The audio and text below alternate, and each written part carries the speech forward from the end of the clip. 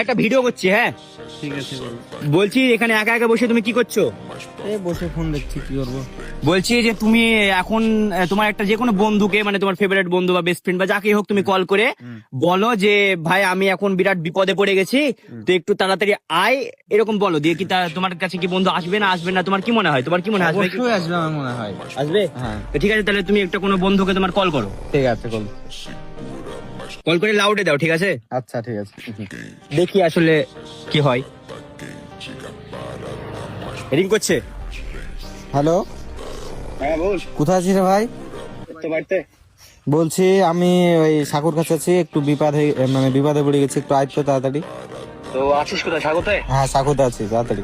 আচ্ছা তুই 2 minute wait কর, আমি এক্ষুনি আসছি। আচ্ছা ঠিক আছে।